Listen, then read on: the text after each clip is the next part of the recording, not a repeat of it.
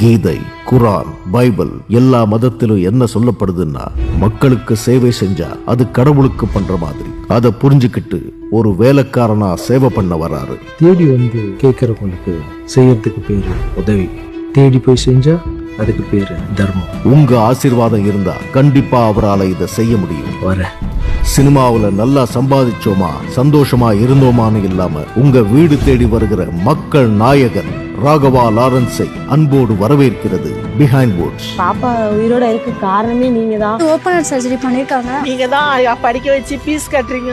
எனக்கு ஒரு அம்மா மாதிரி. அவர் எப்பவுமே சொன்னதை செய்வாரு. அன்புக்கு கொடுக்க தான் தெரியும், கேட்க தெரியாது. Behind Woods, mission Lawrence.